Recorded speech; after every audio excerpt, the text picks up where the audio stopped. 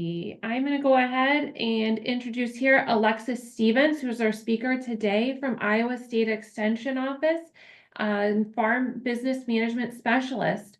Alexis serves the West Central area and is involved in the Women in Ag programs, also involved as a farm succession coordinator. And she can help people with their farm business management, grain marketing, land leasing, government programs, cybersecurity. She is located at her home farm where she farms with her father, and that's in Greene County or Jefferson, Iowa. That's interesting because that's also where my husband has a farm. We mainly live in Waterloo, Iowa, but have some row crop acres that we do in Jefferson in Greene County. So welcome, Alexis, and I'll let you take over and get started and share your presentation. All right, so thank you so much for having me on. It's nice to meet all of you with the Women, Land, and Legacy.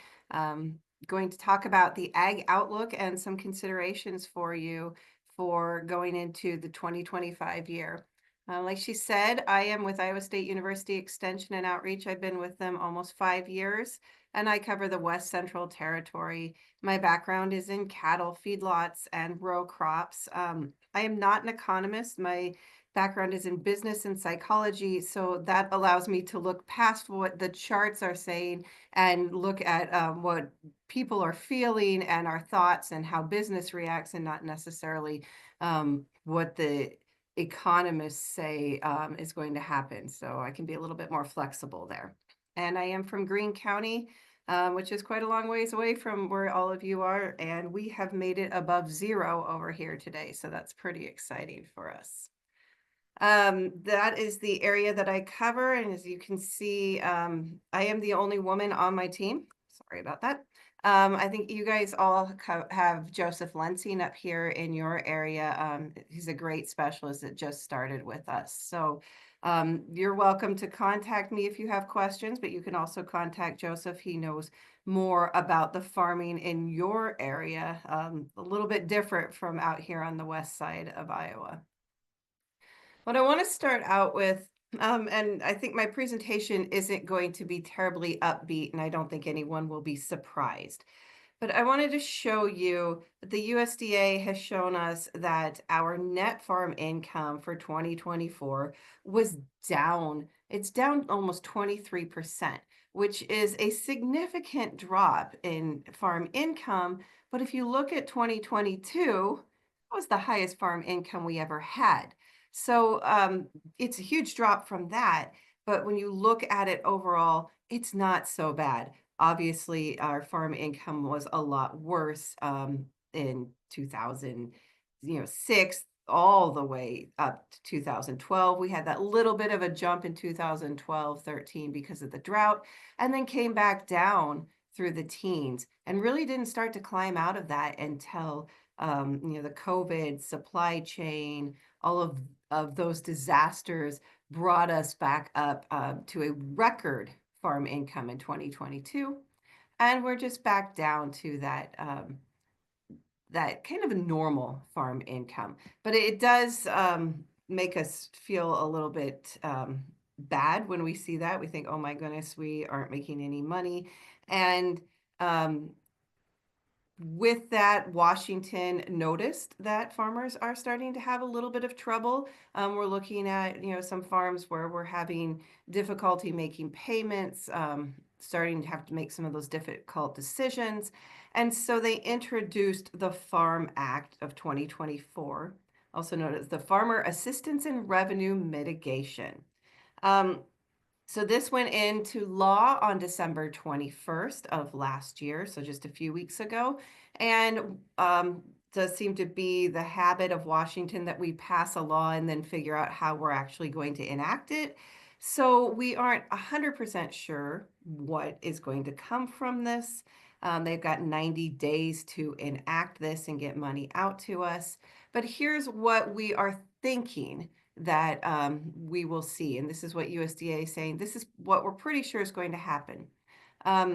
We've got over $10 billion in farm economic assistance payments that are going to go out to those major commodities. And the biggest ones being corn and soybeans, because we have the most corn and soybean acres. Wheat and cotton as well will pick up quite a bit of money from this. So 3.8 billion for corn and 2.5 billion for soybeans that will be going out to farmers. What does that look like for you?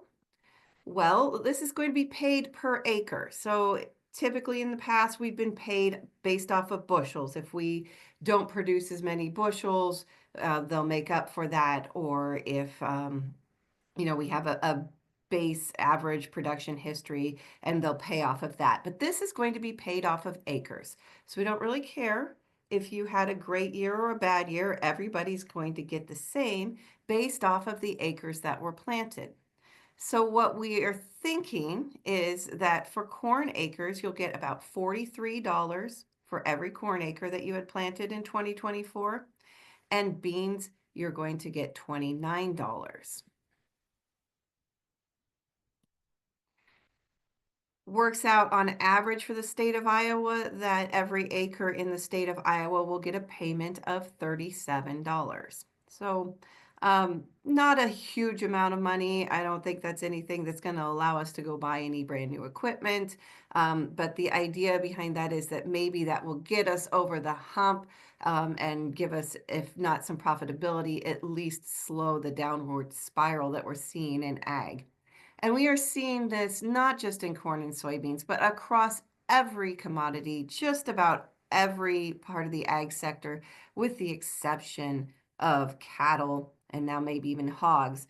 I mean, we can look at the specialty crops, look at out in California, wine, almonds, those crops they are struggling just as much as we are with corn and soybeans, if not more. Across the entire country, we're just seeing a slowdown in agriculture. And with that, we have some uncertainty with President Trump being elected. We have that threat of tariffs again. President Trump is very fond of being boisterous and threatening to get other countries to do things that he wants, and has already said that on day one he would begin to enact tariffs, which the other countries, of course, would retaliate in kind. However, the United States is a huge consumer of consumer goods, not commodities, but all of those other things, the things that we order off of Amazon, those are all coming from other countries, and we are the biggest consumer of things in the world. And so when President Trump threatens tariffs, there's going to be some back and forth. But I don't think it's one of these the sky is falling kinds of events, because those other countries want us to buy their junk. We've got to keep that Amazon box flowing to our doorstep every day, right? There's a lot of policy uncertainty. We're seeing questions is as far as environmental. Do we think that President Trump will continue with some of those environmental and conservation practices that President Biden enacted with the Inflation Reduction Act? He's not typically been a fan of those sorts of policies. However, the economy dictates a lot of those policies. And what we see in the economy is all of these large companies saying that they will be carbon neutral or they will be green by 2030. A lot of them are noticing 2030 is not far away, so they've upped that to 2035 or to 2050. But the economy worldwide is dictating that we move towards conservation practices. So whether or not President Trump is a fan of those, it's likely that a lot of those policies will remain. And if the money has already been allocated towards those, it's not likely that it would be taken back. There just might not be any more. The uncertainty between the tariffs and policies is certainly showing up in the economy worldwide and looking at the markets.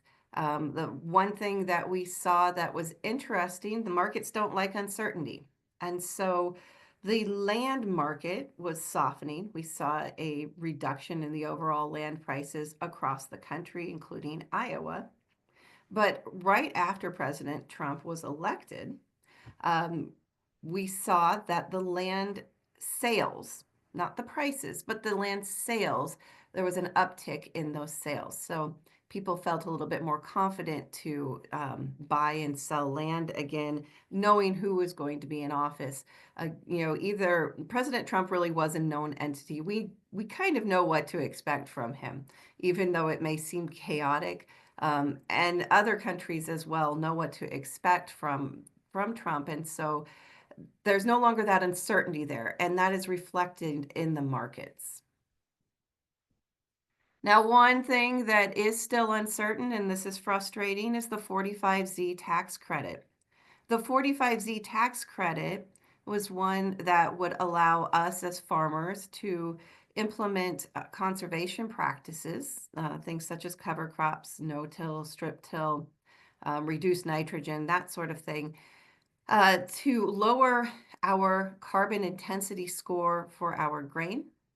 And then we would sell that to ethanol plants, biodiesel plants, that sort of thing. Those entities would get the tax credit. We don't, but we could sell our lower carbon intense grains to them. And they in turn would hopefully give us a higher price for that. And then they can sell that into that ethanol into that low carbon fuel markets, states that are dictating that, such as California, Colorado, Minnesota. But the 45Z tax credit went into law a year ago, and we didn't get guidance on exactly how that would work and how we would quantify low carbon fuel. And we were promised that in July. We were promised that again this fall, and then again promised that we would have more guidance on Friday. The guidance that came out on Friday was lacking. It looks like the Biden administration is really going to push that down onto the Trump administration to make most of the decisions.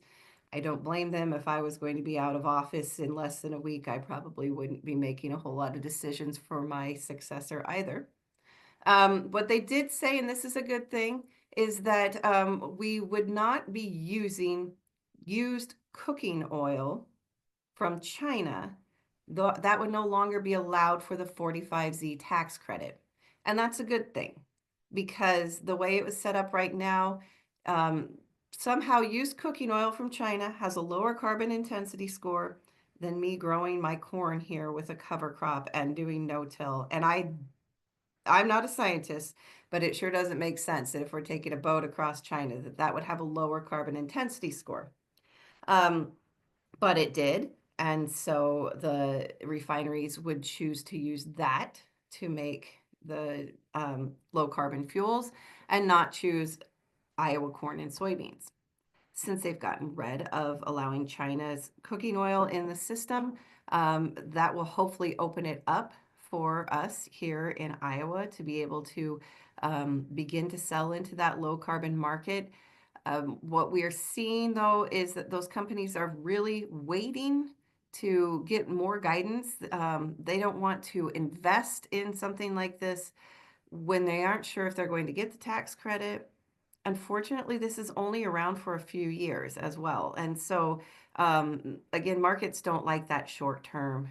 And companies, investors, they don't want to invest a lot of capital into something that may not stick around. So when we came out with ethanol in the early 2000s, those tax credits and that guidance was a almost 20-year guidance. And these 45Z tax credits are a 4-year guidance.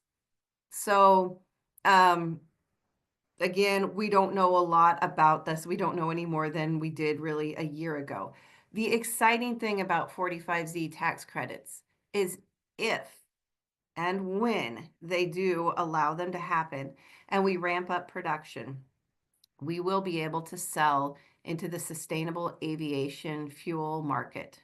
And that market could use up all of our corn and soybeans and then some. And we could see higher prices. I really think that if and when we get this low carbon fuel um, tax credit and we get these refineries going, that we will see higher grain prices. And I don't see any other thing on the horizon right now except for worldwide massive drought or World War III. No other reason for grain prices to go back up into that $7 corn and $13, $14 beans. We are oversupplied.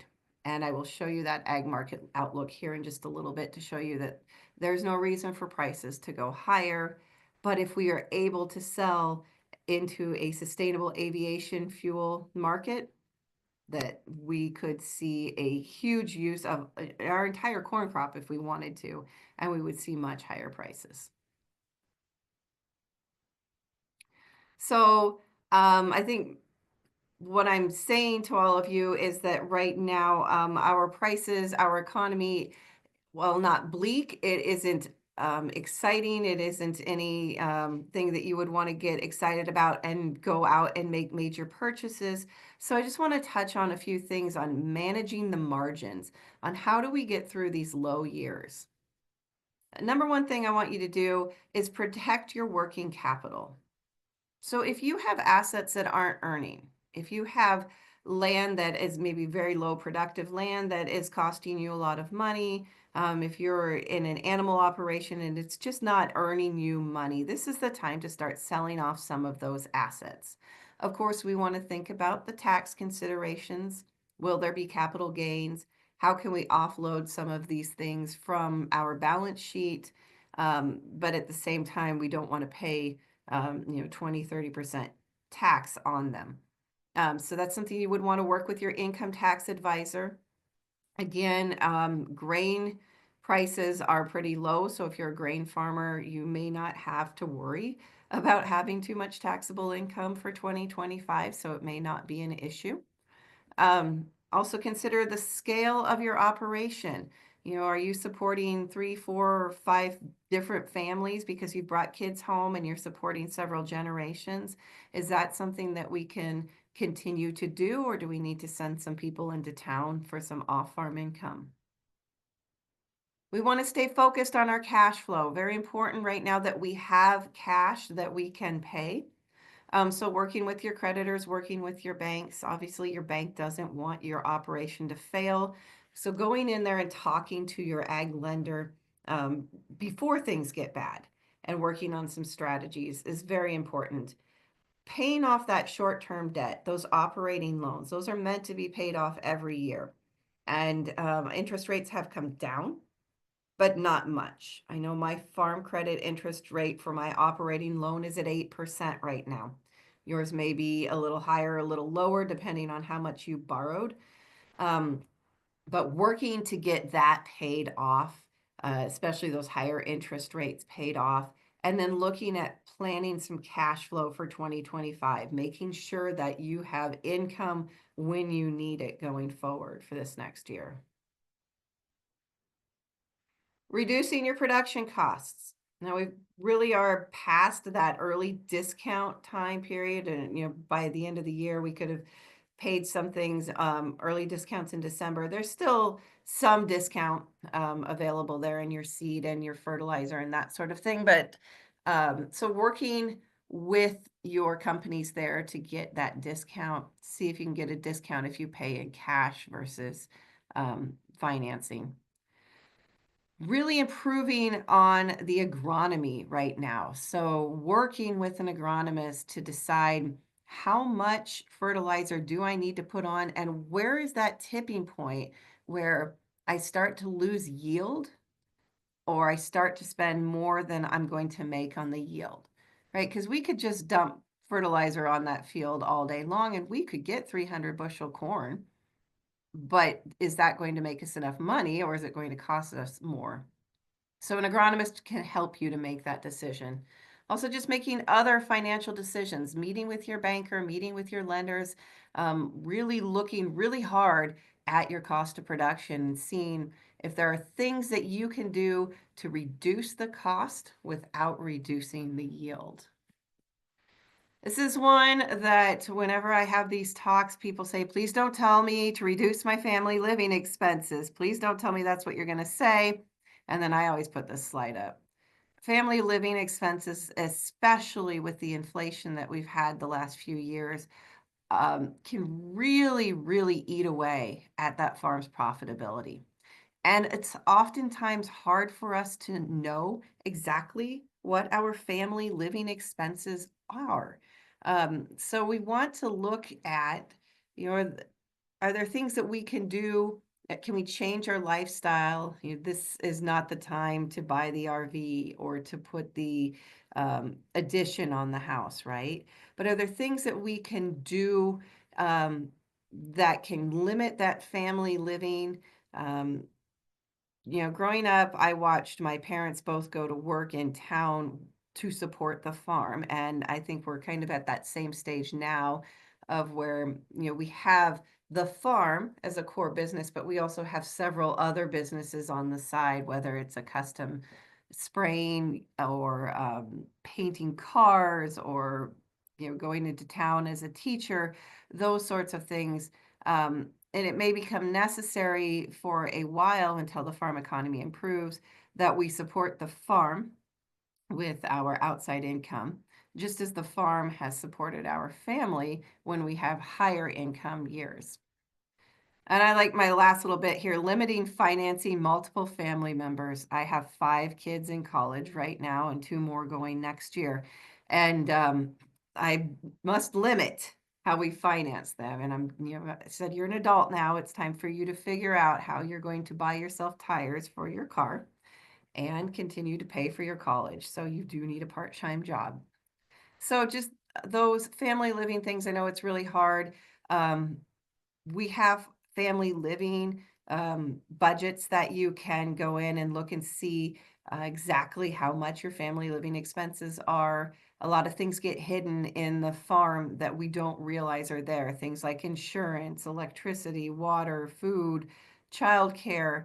Um, there are things that we can do as well to expense those as a tax deferred expense, things like childcare and health insurance that we can use as farm expenses that will reduce our tax burden as well.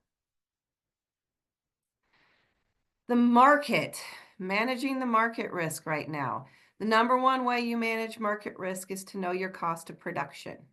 If you don't know how much it costs you to put in an acre of corn or an acre of soybeans, then you have no idea how much you need to sell that crop for. So the first thing I want you to do is go home and figure out your cost of production. How much does it cost you for each crop? How much does it cost you for the farm or for the field?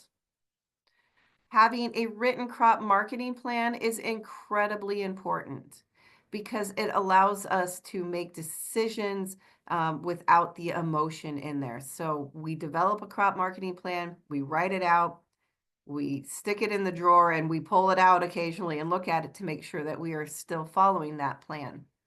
What I saw just yesterday and Friday afternoon in the markets was a huge jump in the market. And while we don't want to be overreactive, if we had that written crop marketing plan that said when corn reaches $4.75, I should sell 10,000 bushels.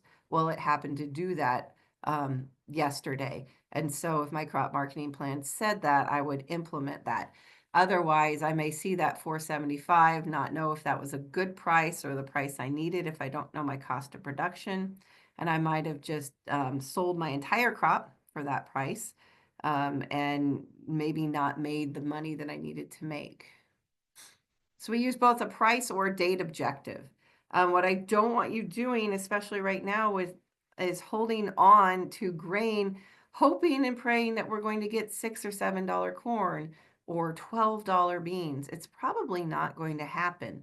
So I find out what my price objective is, that cost of production, or I have a date. Everything needs to be out of the bin by April before we plant, or whatever date that you want. And then you actually implement that plan. Otherwise, you're likely to miss some of those price objectives. Crop insurance, while not required, is a good tool to help you in a down year. Revenue protection for crop insurance would be something that I think a lot of us would want to look at. Um, Committing bushels for delivery so that we don't have to pay for storage is also another great option. As we leave those bushels in the bins right now, they're going to shrink. The water is going to dry out of that. They're not going to weigh as much. You won't have as much to sell. And at some point in the summer, it's likely that we'll start to see that start to spoil, and there'll be a discount on how you sell that crop. So marketing decisions, making those marketing decisions, following the markets, and selling that crop, avoiding the cost of storage right now. The markets are not telling us that it's a great idea to store. So it would cost you more for commercial storage than you're likely to get out of the market going forward.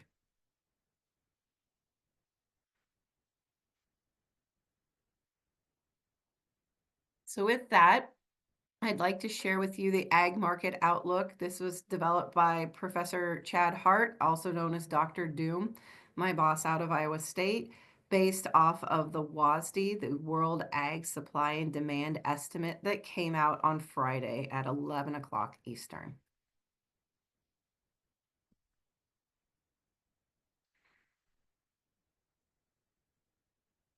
Trying to move this, there we go. Could not see my slide because I had the chat popping up over it, so I apologize. So the WASDE came out on Friday, and it was really an exciting report for us. What we saw with corn was that there was a large reduction in the estimated yield. In fact, the largest reduction in the corn yield from November to January that we've ever seen. 3.8 bushels per acre nationwide that they took out of the estimated yield. So we did not have the huge record yield that we expected. And with that out, we brought down our production to below 15 million bushels, which it was great. The markets reacted accordingly. We saw a huge jump in the markets on Friday afternoon and on Monday, and even today. They did open up much higher. They've come down just a little bit, but still the markets look really good to me right now. Our total supply, because we had a large ending stock, is at 16.6 million bushels. But again, that was a reduction of what they originally thought, which would have been more closer to the 17, 18 million bushel mark. There wasn't a huge change in the usage. They didn't, they saw a little bit in exports, a little bit in the feed that they bumped up total use at 15 million bushels, which is more than what we produced. And that is a good thing because that brings our ending stocks down to 1.5 million bushels. At one point, that number that was being tossed around at 2 million bushels, really driving down our price. The seasonal average price, because of this reduction in yield, is now $4.25. It's up from about 15 cents. So that is a great thing for us to see that seasonal average price go up. And the markets, again, reacted accordingly. They saw this reduction in supply, and we saw a lot of the funds buying up a lot over the course of yesterday and Friday afternoon, really driving up the prices to where we are getting very close to that $5 corn price. I saw yesterday, July 25 corn was in the 490s. And so that was a very attractive price. We had quite a few discussions about should I sell some grain yesterday. But when farmers see that price, the seasonal average price goes up, and they see that they can make some money. They also decide that it's time to plant more acres. And so we'll see that next year in 2025, we're expecting 92 million acres in corn, which is again up from 2024. That trend line yield, we are so good at producing corn, even if it doesn't rain. Our yields just continue to go up and up and up. And so we're estimating a yield of 182, which brings our production to 15.3 million bushels. Again, bringing in those ending stocks from 2024, that's going to bring our overall total supply up to 16.8 million bushels. That's a lot of corn. We cannot use up all that corn.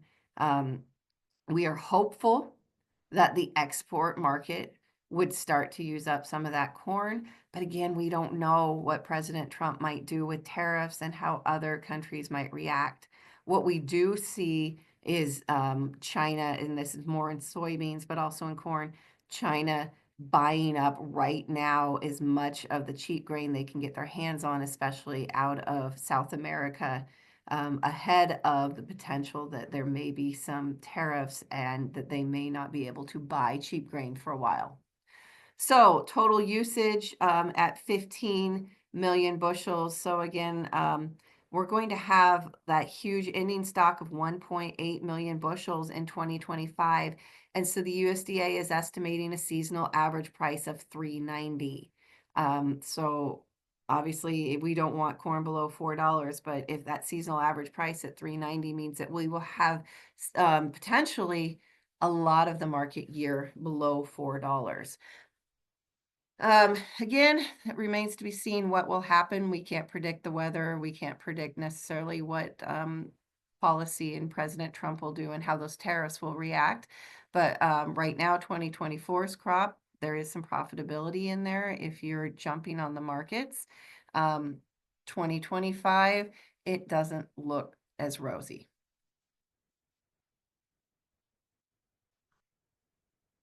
For soybeans, we also saw a reduction in the supply. They took out just one bushel per acre, reduced it down to 50.7 bushels per acre. So 4.3 million bushels in production. It's still a huge crop. It's not the record crop of 21, but it's still a very, very large crop.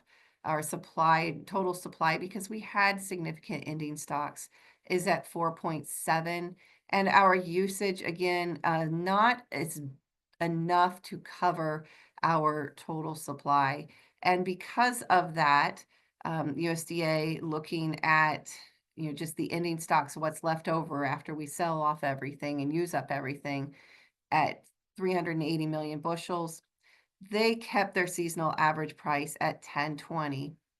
And then moving over into 2025, they don't expect as many soybean bushels to be planted next year because of where the markets are at. There's no profitability in soybeans. I have a chance of making money in corn. I don't really have much of a chance in soybeans right now.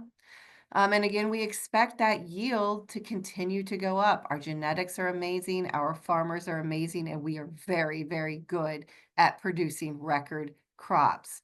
Because of that, and because they don't see a huge increase in the export market or in the crush market, we expect that we will have, again, a large carryout of 345 million bushels and that seasonal average price at $10 per bushel, which again is below profitability. We did have record yields. We had corn yields estimated at 211 for the state of Iowa. That is a record for us. And then soybeans at 60. So you guys are doing a great job of producing record crops, and so is just about everyone else across the world. So what we need to do is find some way to use all of this up and I can't eat any more cornflakes. So that's why I'm hopeful that we will have the sustainable aviation fuel market open up and to start to eat up some of this leftover stocks that we have. Worldwide, we did see a reduction in corn production, but that mostly came from the United States because we had some weather events, some late drought, and then the hurricanes. Same thing with soybeans. We saw records, we saw a reduction in the soybean production, but again, that came mostly from the United States, a little bit from China. But so that means that the other countries are doing a great job of producing record crops as well. And unfortunately, they tend to be cheaper for other countries to trade with than the United States. And if we have tariffs that go into place, these countries will look more appealing to large buyers such as China. But the export market in soybeans here is almost up to that 5-year average. So that black line that you see there, that's the 5-year average. And the red line is 2024's crop. And so we are so close to that 5-year average. We're not up there at that super high sales, but we are seeing a fair amount of exports. And so we hope that will continue. Where's all of that going? Well, most of it is going to the EU and to Egypt. That unknown and other a lot of times does end up in China. Corn export sales, well, those are above the 5-year average, and that is a great thing. And that's why we're seeing a little bit more support in the corn markets. And so that corn market continues to grow with the exports, and we're hopeful that that will continue. We saw a lot of buying going on just yesterday, and so I would be excited to see where that number will go here in the next couple of weeks. Where's all that corn going? Mexico and Colombia. Colombia has been the biggest buyer of our grain lately. And then we have that unknown, a lot of that we don't know where it's going. It's on a boat somewhere and it hasn't figured out where it's going yet. A lot of times that will end up in China.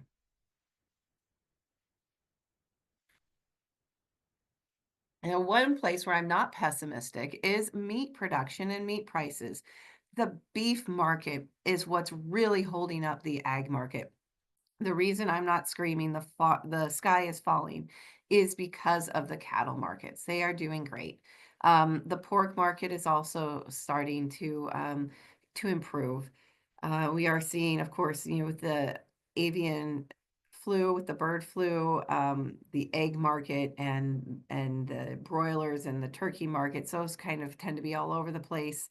And those seem to hit home when we go to the grocery store and we see those prices. But in general, what's keeping up our ag commodity prices right now, it's the cattle and just how strong the cattle are. Ethanol grind is up. Our production is near record production. I think last week was one of the highest productions for ethanol that we've ever had. So that is great. Ethanol is using up our corn and helping to keep our corn markets stronger. Biodiesel and renewable diesel continues to increase in our capacity. And we bring on more soybean crushing units all the time. And you see here, the dark blue circles are existing plants. And if they're expanding, then they've got an orange ring around them. We've got some new ones coming on. That's just that light blue color. So we are seeing that crush capacity. We have the capacity and the ability to really start to ramp up using corn and soybeans as fuel. We just need the government regulations to allow that. The markets are there, the buyers are there. Those companies like United and American and Delta saying we are going to be green or carbon neutral by such and such a date. The only way they can do that is to use some sort of sustainable aviation fuel. Here's where our renewable diesel capacity is at. So again, down a little bit from the high, but still holding steady. So what is this doing with the markets? We look at the corn futures markets. The corn futures are a lot more optimistic of where things are than the USDA. So the USDA was at 425 for the 24 crop, and $4, I'm sorry, 390 for the 26 crop. But what the futures are saying is, no, we think it's a little bit better. So the futures averaging out at 439 for our 24 crop, and 446 for our 25 crop. So that is why farmers are looking at that and saying, okay, I think I'm going to plant more corn than soybeans. Because what we look at with the futures market and what it's showing us for soybeans is the futures markets, they are not as optimistic as the USDA. So the USDA was saying 1020 for the 24 crop, and the markets are saying no, 990 is where we're coming in at. And then again, $10 for the 25 crop, whereas the markets are saying, nope, we're not going to hit that $10. We're looking at 992. So again, there's not profitability there for the soybeans. And so farmers are making that decision, looking at that market and saying, you know what, I can plant corn. I'm going to do corn again. Looking at the cost of production, and again, this is an average cost of production for the state of Iowa. Yours may be higher or lower, and I strongly recommend that you learn your cost of production. But looking at the cost of production versus the crop prices, over there on the left, you see 460 for the 24 crop. And if you look at where the corn markets have been, and this is up through the 2nd of January, we hit the 440 mark. Now, just yesterday, we did go above the 460 in futures. So it's possible that you could sell above the cost of production for corn right now for the 24 crop. And I think that would be a great thing if you've got some crop to sell, that you keep an eye on that market. And if it's above your cost of production, consider selling some bushels. Then we're looking at the soybeans. So that's the green line. And on the right, you'll see that the soybean cost of production is 11.25, and where the markets were was more like 9.80.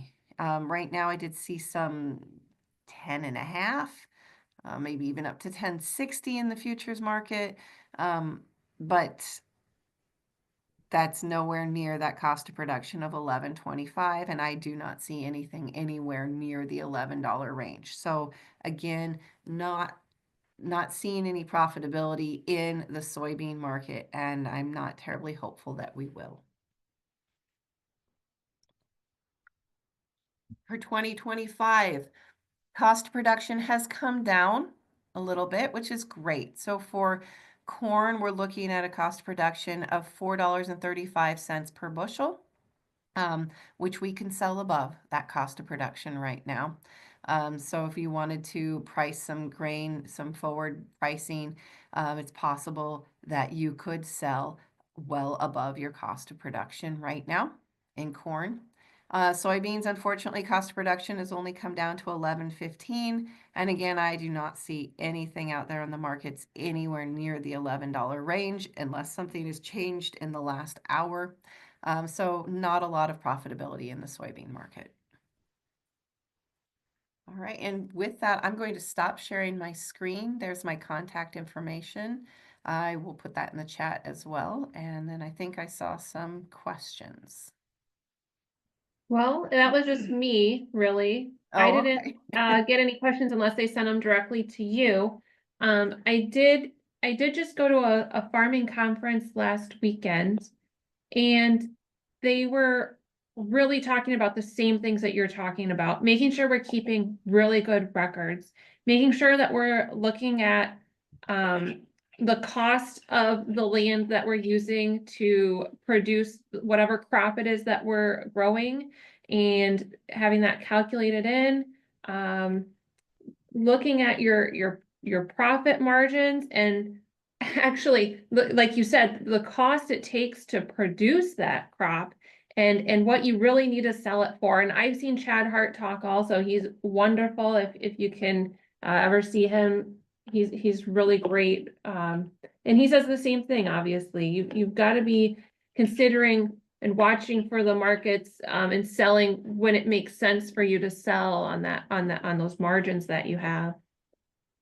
Absolutely. And you know, I just don't see any real big jumps in the market anytime soon. You know, we could see 25, 50 cent jumps, but going back up to those prices that we had in 22, the only way those things happen is major disasters, which we don't want to have happen, right? Or, you know, a new market that comes on somewhere. And so that's why I'm kind of hanging my hat on that sustainable aviation fuel and hopeful that we can get some better guidance on that and get that going.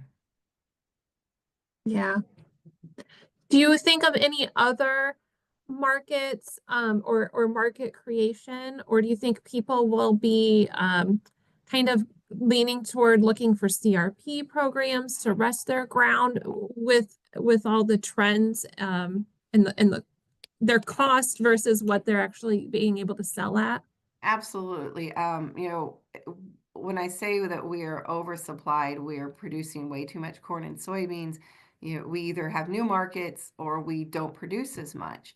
And that's a hard one, especially to ask the men farmers to not produce so much. Like it's just ingrained in their head that they have to do that. But taking that marginal land out of production, you know, that is not producing well and putting it into CRP, and CRP is paying $300 an acre, you might not be able to have that kind of profitability with corn and soybeans.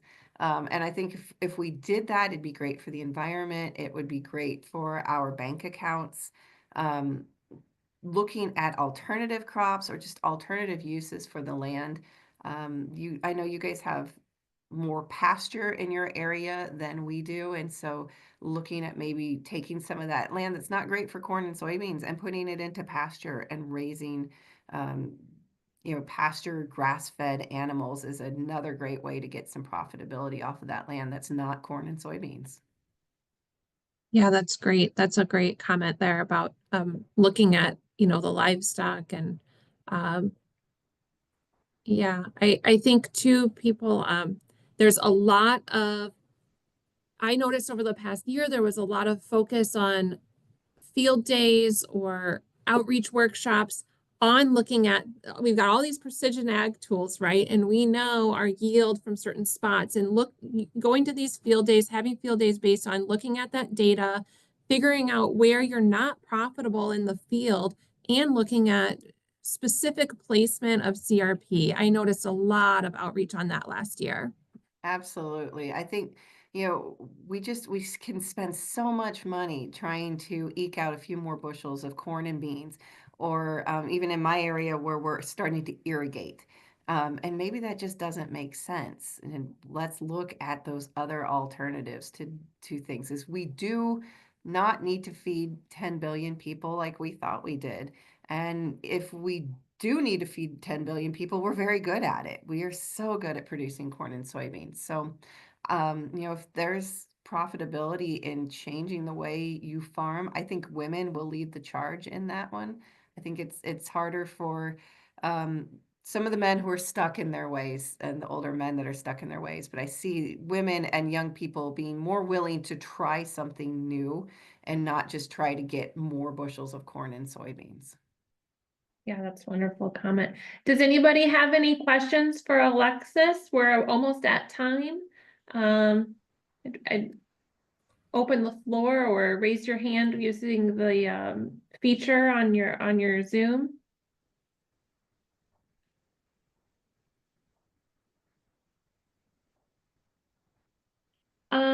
Someone says, forgive me if you stated this and I missed it, but at what point would sustainable aviation fuel become a significant use of corn and soybeans?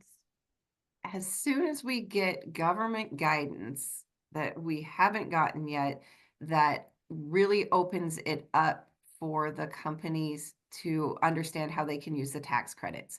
So the companies that create the fuel will get a tax credit. And until they know for sure how they're going to get the tax credit, they won't start ramping up production. But when they do, they could use our entire crop in just a matter of days or weeks. Right now, Europe does have, and Germany, they do have a requirement, and I think it's something small as 2% of their aviation fuel with Lufthansa must be sustainable aviation fuel. But again, we're waiting on government guidance, and we have been waiting for a while. And I don't have a lot of faith in the speed of government sometimes. So I can't give you a date, but it would be significant when it happens. And we will see the markets reacting accordingly. I wish I had the crystal ball because I just hold on to my grain until that day because they could just use it all up for us right away. Yeah. Yeah, I see 2030 or 2050. Yeah, those are those dates that the company said we will be carbon neutral or we will be green by. So who knows? I was thinking that the Corn Promotion Board was stating that current no ethanol plant in Iowa is able to produce sustainable aviation fuel because of the government mandates that none of them are green enough. That Mhm. only the fuel in Brazil is currently green enough. Is that correct? Right. We aren't necessarily growing green enough grain. And then again, you're right, those companies, the ethanol plants, they need to have their carbon intensity score lowered. That's what that CO2 pipeline is all about, as a way to lower their carbon intensity score. So when we don't know where that's at, there really isn't anywhere we could sell in right now, but we need the government guidance, I think, is really where we're at. We're just waiting on that. They're not even, they haven't even given us enough guidance on the science of how we quantify that we just can't make any decisions.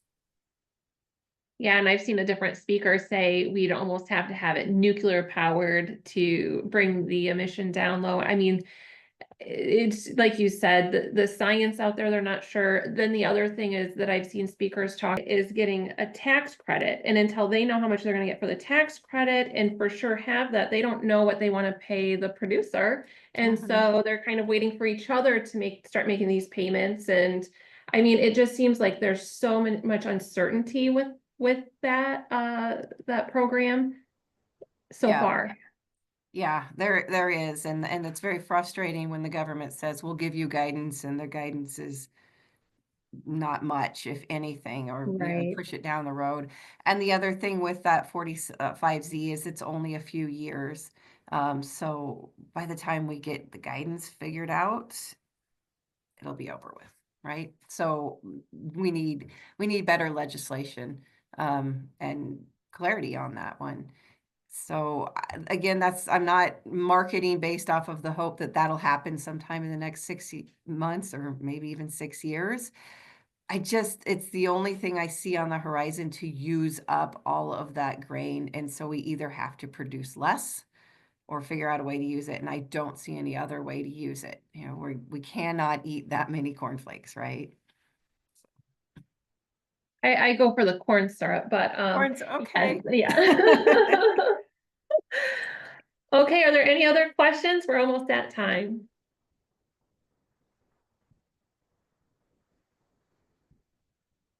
Well, it's been a real joy having these 3 meetings talking about farm finances with the Iowa State Extension and talking about their ag decision tools. And so we really thank all the speakers that we've had, and especially you today, Alexis. Thank you for joining us. Thanks to all the participants. You guys wanting these sessions is what we're here for, and providing information to you guys to help guide your farming operation. So thank you all.